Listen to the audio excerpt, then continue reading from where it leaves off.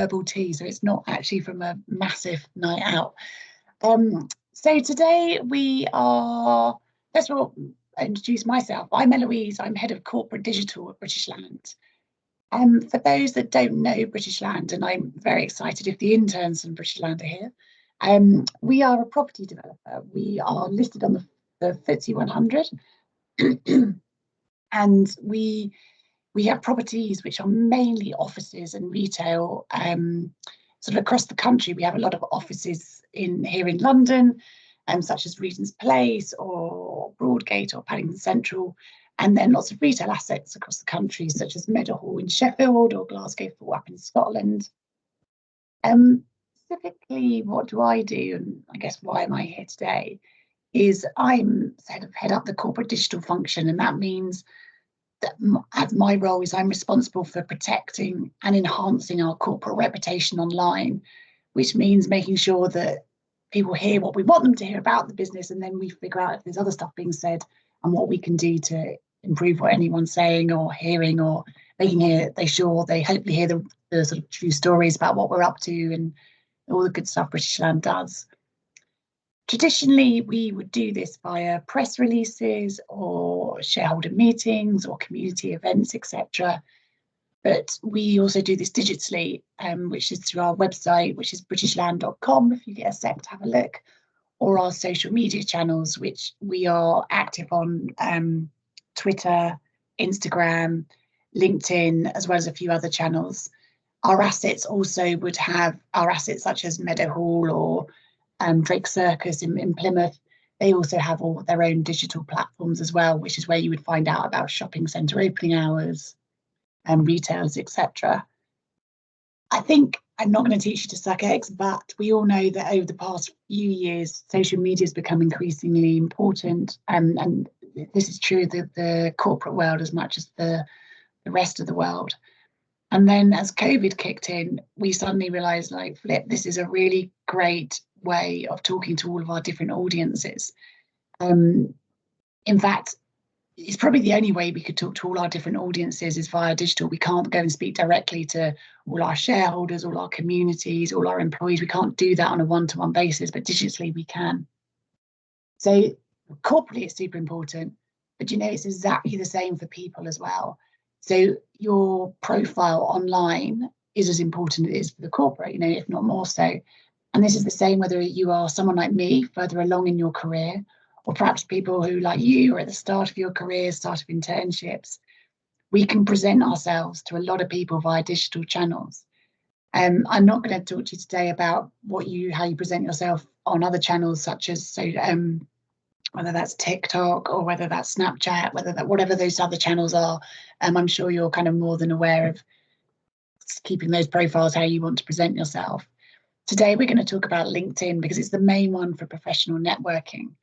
We're going to talk about how you update LinkedIn, establishing a network. And I think this is so key for you guys at this stage. If you're doing an internship, you have this golden moment to go and meet people, to start establishing those networks, which hopefully might help you in the future and certainly help you then meet other people, etc. So we have called this our masterclass, and the main objective today is showing you, hopefully, so you can better understand LinkedIn and use it as a properly helpful platform for yourself and build up your personal and professional profile. By way of introduction to LinkedIn, sorry, I'm not sure if someone's asking a question, but I'll crack on. The LinkedIn is the world's largest professional networking platform. It has over 610 million users, of whom 40% visit daily, which is pretty chunky, as you can see. And when it was first launched 15 years ago, people mainly used it to look for jobs, but it's really changed and grown since then. So today's a very practical workshop. If you have got a LinkedIn profile and you're able to do so, don't worry if you can't, have a look at your own profile. Otherwise, have a look later on and see. And if you haven't, hopefully after today, you'll feel confident enough to go and set one up. So first of all, why bother? Why bother? Because we've seen some of the numbers of people who are already there. But for you, it enables you to do some professional networking. It allows you to establish your personal profile that you can control. So it's the platform where you can highlight your achievements, your interests, your activities. And we do that also by celebrating news about people we're working with, or perhaps some of your other students, or your places you work, or etc. You can share professional content, and it's also good to find out what other people are doing and find out other content. For news, it's super helpful if you're following companies, if you're interested in businesses that are close to you or you've been looking at during the course of your education. And ditto any high profile individuals, such as, I don't know, people you might look up to. So we always talk about Richard Branson. You know, some of these people have really fantastic profiles on LinkedIn. It's worth following them. And obviously, it's still a really good place to look for job opportunities. I think sometimes we forget about how many different kinds of people are on LinkedIn. You know, it's unique and it allows you to reach a really wide professional stakeholder audience, from investors to journalists to politicians, civil servants. Finance is the largest industry on LinkedIn, but 8% of all LinkedIn users work for the government, 6% work in the media. So there's no one silo of business or industry that are using this, it's across the board. Right, so how do you be active on LinkedIn? You first of all need to make sure you've got a good profile and how to go about updating it. Then you need to connect and follow with other people. And then you start sharing and engaging content. And I'll talk you through each of that sort of step by step today in our session. So first of all, I've got one of my colleagues' profiles up there on the screen. You're welcome to check her out after this. How do you do a good profile? What does good look like? So the first thing is to encourage you to have a photo, a good kind of recent photo. It doesn't need to be a professional photo. You don't need to spend any money. Take it on your phone. But we don't want you on the beach, don't want you like out with your mates. It's you in your kind of professional mode. My photo is sat in my spare bedroom where I'm sat now, so it doesn't need to be anywhere smart or particularly in a workplace. We found that adding a profile photo results in you getting 14 times more views than someone without. Above the photo, you can see in Amy's profile there, she's got some mountains. That's called your banner image. And that you don't have to have something there, but you can, and it can be related to your location. You can be related to your location, your field of work. It's not compulsory, but it's quite a nice way. So if you're passionate about where you live, so I think mine says London because that's where I live, you can do a place like that. Underneath your name, you have what's called your headline. And that is generated by your current position. So if you're a student, you might have on there your current school or college or wherever you're studying or your internship, but you can also customize that so you don't have to use what LinkedIn generates for you. So for example, you might say, I'm an intern, I'm passionate about sustainability, I'm a A-level student, interested in design, for example. You can change that yourself. The next is the section under that you can see is about. And it is where you could write a few sentences about either your professional experience, or perhaps if you are doing an internship, or your educational experience. And that's just a really nice intro for people who want to find out about you. And certainly for me, when I meet people, the vast majority of times I meet people from all hierarchies in the business, I will go and have a look on LinkedIn, and that's probably the areas I'll look at. Underneath that on your profile is the articles and activity, which is a section that's automatically generated by LinkedIn, and it flags up anything you've done recently. So if you've liked a post or written a post or shared some content, that will flag up there. Underneath that is what we would sort of think of as the more traditional CV area, where you can list your experience, your education, you can describe your responsibilities. So if you've got any part-time roles, that would be good to mention here, any links to any projects you've worked on. I guess you don't need to list everything ever, but it's kind of interesting for people to get a good feel about what sort of stuff you're interested in. And then underneath that, there's another section called the skills and endorsements. And I hope you can hear. I think this is a really important skill, particularly if you are starting out on your career journey. You can add your skills in there and then ask other people to endorse you. There's this little button that says, click for an endorsement. So if over the course of your internship, you've met some people and you've said one of your great skills is at project managing or multitasking, it would be amazing, and you should feel very empowered to do so is to ask someone, would you mind endorsing me for this skill? So then the next person who looks at your profile goes, oh, right, I can see they say they're good at multitasking. And for example, at British Land, I don't know, Sanj from the accounts department has verified that. So it's also giving a little bit of credit and kudos to that. You can add on there as well your list of interests. And this is where you might follow companies or public individuals. And it's a really great way of connecting with other people. So, for example, I belong to quite a few sort of digital marketing and digital groups where I follow a bunch of groups. Sometimes I contribute, sometimes I just listen in, but it's a way for me to keep learning, and so exploring your interests that way. A little bit more about your profile. You can feature, and you can see I've put the links in here about how to actually do this. You have a play around with LinkedIn. It's kind of fairly self-explanatory. You can feature key areas of content. So this might be an article you've written, or a video you appeared in, or a slide pack, or anything you want to show people that you've done. A minor thing to note, both as for yourself or for others, is the default setting on LinkedIn is connect. So that allows you to connect to people, but some people will have that set as follow. So if you're a high profile person like Richard Branson, I mentioned earlier, I'm not sure how topical he is, but Richard Branson, he will have his setting to follow because he doesn't want to connect with everybody. So if you were getting millions of requests, you might choose to go to a follow setting. It means you can't message them directly. There's a little button called the vanity URL. And I think you can see the example there where it says sort of linkedin.com/in/Jane Doe. It's where it's just a really easy thing for you to go and claim that vanity URL. And if, for example, for me, if I'm sending someone a copy of my profile, I'll just send them that URL and they can find my profile directly on LinkedIn without having to search for me. Minor point, and I suspect you're probably more than aware of this already, please remember you've got control over your privacy settings, your profile and network settings. I've just shown you some examples here, so you can go through and set it to whatever level you're comfortable with. And for some people, they don't want to share their surname publicly or their photo, and you can adjust your settings. You can protect your personal email address, etc. That's entirely up to you, and you can do that in that space there. So after you've done all this, then you've got a profile, you've got a good profile. You need to start building your network. And there's lots of ways of doing this. I'll just walk you through these now. There is a contact section, as you can see highlighted there in that box.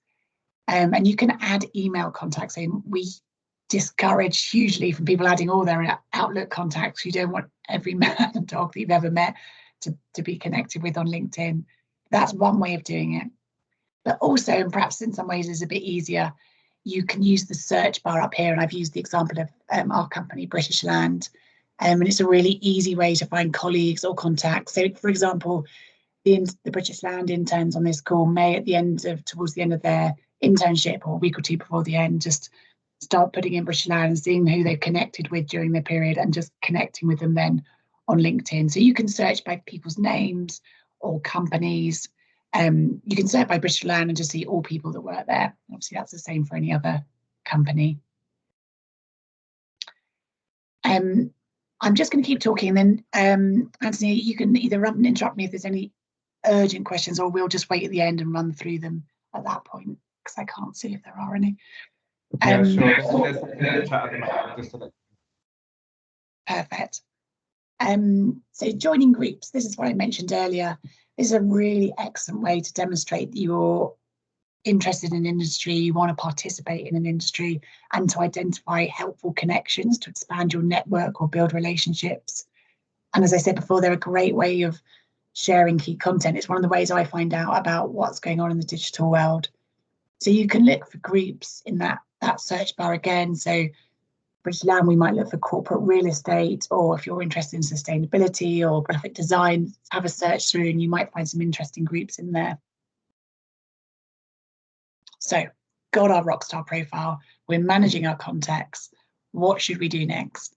So the next step in developing a strong and active LinkedIn presence is to engage with people and organizations. And there's kind of 3 levels to that. You can follow people, like and share content, and then comment. And I'll talk through those now. And I think what's useful to remember is that whatever you're doing on LinkedIn, and I remind people of this in our business all the time, if you like other people's posts, then you will start to appear on other people's feeds. And it's a really good way of staying front of mind. So if you're wanting to be quite visible, it's a good way to be quite active on LinkedIn. And it's the same for commenting on other people's posts, congratulating them, or it just shows that you've sort of got an active interest and makes you more visible. I think it goes without saying, sort of, if you've got nothing nice to say, don't say anything at all. So we would never advocate going on and looking at one of our competitors and saying, oh, that looks really rubbish what you've done. We would just, we would say nothing if you've got nothing nice to say. So moving on, it's really worth just spending a tiny bit of time in your own mind just thinking about what's the themes that you want to talk about. And this can evolve over time rather than just talking about everything in quite a sort of hectic way. It's quite nice to think about, well, what themes am I interested in talking about? What are my passions? So, is it that I'm interested in diversity and inclusion? Is it design? Is it sustainable building development? And sort of then you can start, and those might refer to the groups that we talked about earlier. And then you might start commenting on those and joining those, and then people can start to see what your interests are. So, for example, when you then went for a job, they could say, oh, I can see that you've been talking about this for a while. So thought it was worth getting back to basics, and I always do this, and I'm sure it's quite obvious to a lot of people, but I don't think it hurts just to be reminded of how do you write a post on LinkedIn. You can see on the example we've got up here, you can select an audience. So, for example, you could select geography if you only want people in the UK, or language, or job function, or industry. They have to show that content to those stakeholders. When you're sharing content where it says, what do you want to talk about? You can write up to 700 characters, but actually we'd probably say the optimum post is around 250 characters. And that's sort of the above the see more fold. So that's the key area for you to write your content. Add links, which is fantastic. So encourage engagement and add value by linking to further information. So if you've been, during your internship, involved in a company or a project or some particular area, link to it on that company's website or that organization's website. After Career Ready, link through to those things so people can see what it is you've done and where you've been doing it. If at all possible, do include any visuals, so whether that's a video, an image, or graphic, and also tag people. So, and that's people and or businesses. So you could tag people you've met along your internship. You could tag organisations like Career Ready or British Land, and that helps boost the visibility of your post. When you're writing, it's different to other social media channels because you do have a bit more space to write. So do write incomplete sentences, but do use your own tone of voice. People want to hear from you as opposed to some seemingly corporate business talk. They're interested in you and your voice. So make sure it sounds like you, but just I guess in normal sort of longer sentences. Hashtags are another great way to boost your post discoverability, so which will include people who don't follow your profile. So, for example, for us corporately, we use commit and collaborate, hashtag commit and collaborate, because we always try and commit to an area and then collaborate with people in that area. So we use that again and again to illustrate that's a key thing for us. Content-wise, it's great if you can kind of mix up your content. So sharing articles and your topics on articles. If you read something interesting in wherever, a magazine, a newspaper, anywhere, you can link to that and you can add a comment saying, this is really interesting because I find this interesting, helpful, etc. Media, as I mentioned before, posts with visuals get up to 5 times more engagement than visuals than those without.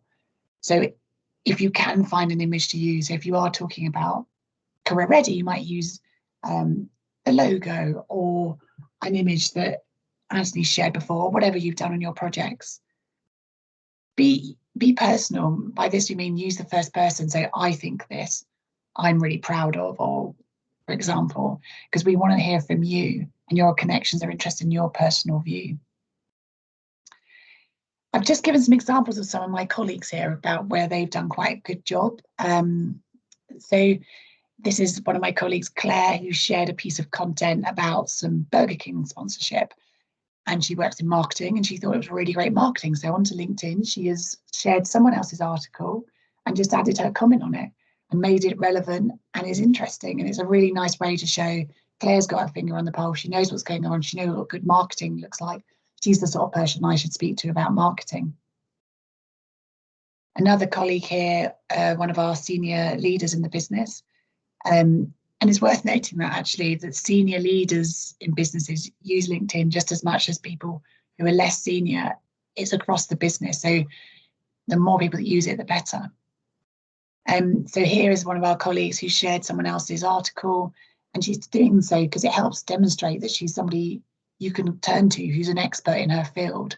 She's a person that shares interesting comment, and thus I start to assume she's someone who knows a lot, which for the record, she does know a lot, and you can see that from her LinkedIn profile.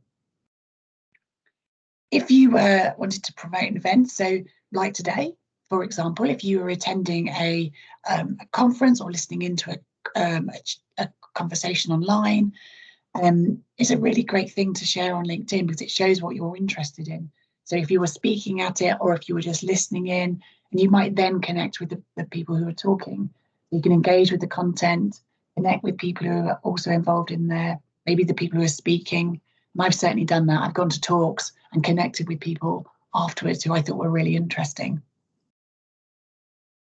Also is a great way to share sort of thought leadership, sharing news from other people, be a trusted source of information. It's about adding that personal touch. We want to show you and what you know and what you're good at. The final thing before I stop talking at you, sorry for that, you can do something on LinkedIn called a LinkedIn article. And it's basically like a blog. And I share this because I think it's quite an interesting thing to do.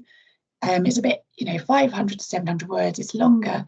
But if there's something you're passionate about, or it might be at the end of your internship, you could offer an insight about what it is to be an intern, why it's been a valuable experience. I mean, as a potential employer, I'd find it fascinating to read something like that about somebody like, I've done this internship, this is what I learned, this is how I've changed, this is what I've developed. That's a really interesting. Make sure you tag it and share it on your feed. And that is the end of my presentation. So I'm going to stop presenting and see if you have any questions. And please don't worry if you haven't, because I appreciate I've just been talking at you for half an hour. And sometimes I think with these things, it's kind of easier when you go away and then you go and have a look at LinkedIn and go, oh, okay, I can see what she was talking about now. And so I don't think we've got any questions at the moment, have we? No, we'll give a few seconds for them to come through, and you're welcome to put your hand up if you'd like to ask away from the chat. We very much encourage that, but I know that not everybody can do that. And for those British Land interns, I look forward to meeting you at some point. Not in my spare room, but if you're in one of our offices or one of our assets.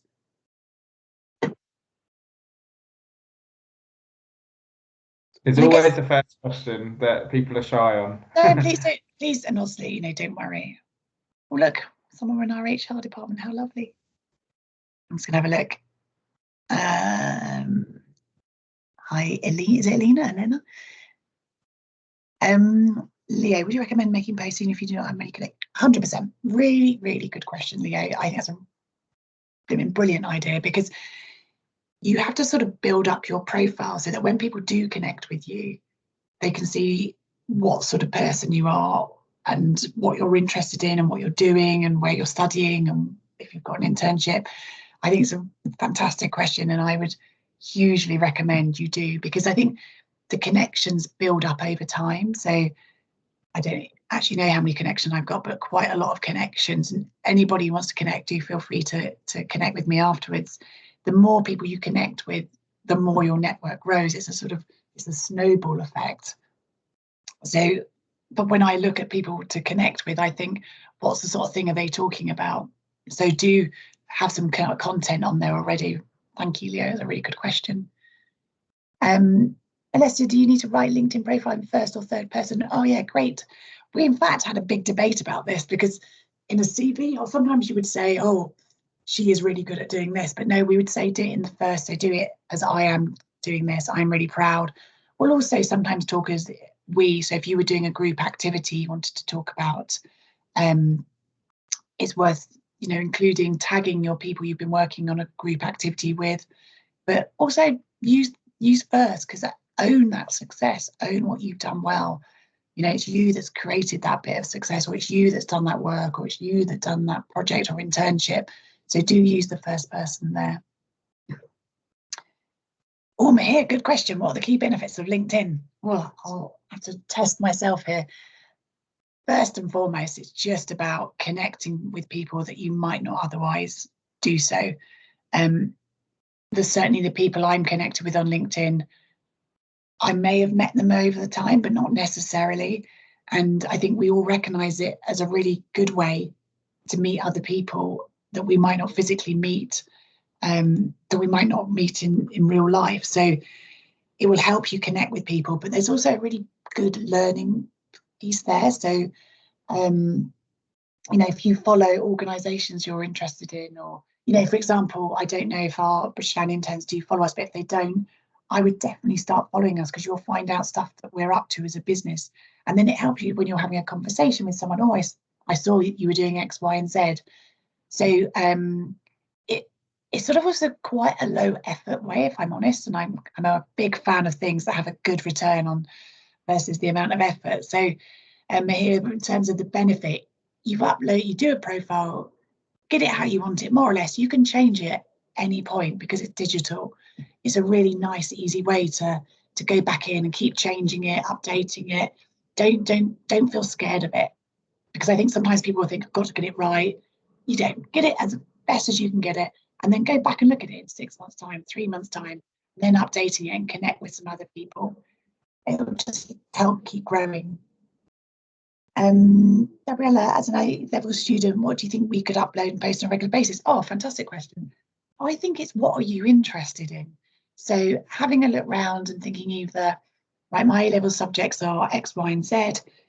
I don't know. So for example, if it was a language thing, you might, if I studied a language, I might say post articles that show the benefits of studying a language, or the experience that people have gone on to. I'm quite passionate about languages, so for me they provided amazing experience. So wouldn't it be fantastic to share if you find an article on it, or if you've studied something brilliant in class, you can keep sharing that content. And if you tag other people, they might also join that conversation. So I guess support each other in this. So if someone does post something that you think is interesting, give it a like or have a comment. It does take a while, and I think Leah asked the question. Sometimes when you start posting content, it can feel a bit disheartening because no one's engaging. It's the same as when you post something on any other social media channels. You're like, come on. And I feel it for the corporate. We post corporately, and I'm like, come on, someone like this content, please. But it will grow and it will snowball the more active you are. So keep sharing that stuff that you're interested in your A levels. I share, is it common to get job opportunities? Oh, it's a really good question. I do genuinely know several people who have found jobs through LinkedIn, and they definitely can. I'm also grateful that I've had people connect to me about jobs that I might be interested in. So that whole world does exist online. Recruitment consultants use it a lot. Headhunters use it a lot. So I guess when you've sort of finishing A levels and thinking about the next step, whether that's education or part-time jobs or full-time jobs or apprenticeships, that does happen online too, on digital. And that's why it's so key that you've got a profile that you're proud of. It's the same as, would you send a CV to somebody? It's the same as there on LinkedIn. So I would just encourage you all just to do it. Just get yourself up with a profile, make it as good as you can do today or whenever you do it, and then go back and revisit it, and then keep tweaking it, make it better, share the content. engage with other people's content, use the search bar to whatever your field of interest is. So, for example, if your A-level Gabriella is, I don't know, sociology or whatever, or graphic design, you might go and search in that field and find a bunch of other people who are talking about that, and indeed are advertising jobs in that field. So the more active you are, the more you put in, the more you get out of LinkedIn. And you also, it shouldn't be too much of a chore. You don't need to do it every day. You don't need to be like me, who's on it constantly. Just go dip in and out when you've got the time and availability. Just don't forget about it. Do go back in.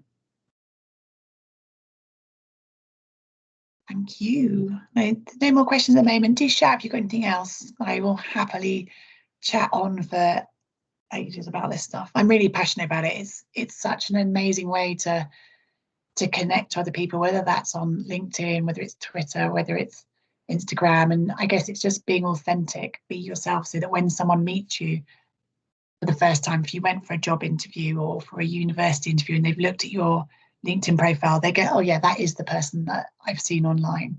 So I'm always joking with people internally, because I look at their photos and I'm like, you don't look like that anymore. You need an up-to-date photo. Oh, here, good question. Are there drawbacks to LinkedIn? I mean, I think that's quite a timely question when I ask, say, about the authenticity point is, don't, I know you won't, but don't lie. People sometimes, it's like over-embellish. I mean, obviously we all put a positive spin on what we say. We're not going to say, I did a rubbish project and I hate my A-levels and I hate this project. But I think there's a positive spin versus an out lie. I know you wouldn't, don't do that. So a drawback is just making sure, I guess it's a common sense thing, it's being authentic, being who you are, making sure that if someone did a random search, a Google search for you, and they found your LinkedIn profile, would it clash with your stuff you're putting on Twitter? Making sure that there is a kind of, it's consistent across that. I can't think of any major drawbacks of LinkedIn. It's genuinely just a really helpful tool. There's the same as anything on the digital world. Once it's out there, it's out there. Even if you delete it, it can, in theory, exist somewhere. But we know this. We know not to put stuff on there that we wouldn't want to share. Oh, that's a really, really good. I've seen shares coming about. Someone gets notified when you view their profile. It makes me feel like a stalker. I know what you mean. As someone who looks at people all the time, I am that person. I am constantly always appearing as the person that's looked at everyone's profiles. So you can avoid doing that if you want to. So if you are not logged in to LinkedIn, so if you're not logged in into your profile and you wanted to look at someone, so if you didn't log in today and wanted to look at me, all I would see is somebody's looked at your profile, but I wouldn't see any details. The only time is only if I've logged in. So if you log in and out and then went to look at somebody, then we've all done it. We've looked at lots of people's profiles that we were purely being nosy, but I don't know, we're all quite nosy, aren't we? It's quite nice to see. And I think if you're starting out in the world of work and you're on an internship, I would expect people to go and have a look at people's profile. I wouldn't think it was odd or weird if someone had been looking at my profile, if they were going to meet me or they were working alongside me, particularly in this weird virtual world that we are currently existing in. It is a funny thing though, yeah. It's a very strange one.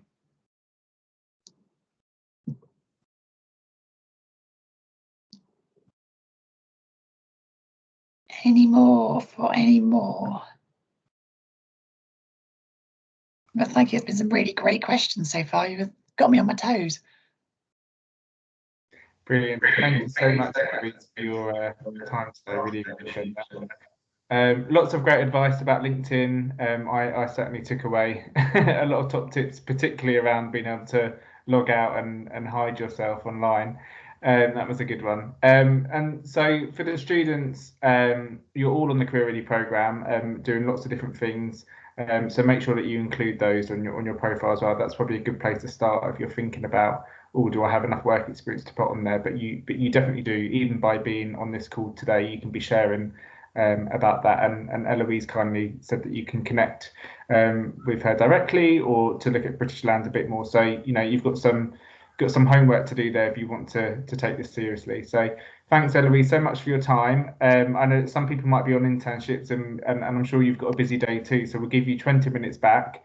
And hopefully we'll see. A bit of chocolate, actually, if I'm completely honest. I've got a bit of chocolate on my desk that I've been saving, so I'm going to go and eat some chocolate. But yeah, so I'd love, you know, go and have a look at our British Land page, follow us, and if you're doing an internship, do that. And after today, if I were you and I had a profile, I would say that I'd done this session today. It's completely fine to say had a really good set. Well, if you thought it was good, if you think it's good, you could say I had a really good session with @Eloise. You would tag me from @British Land, and then people would know that you'd done this session and what you found interesting about it. And that is stage one. You've done it. You're up and away. Perfect. Enjoy your chocolate, and everybody else enjoy your day. Thanks everybody. Bye. Bye.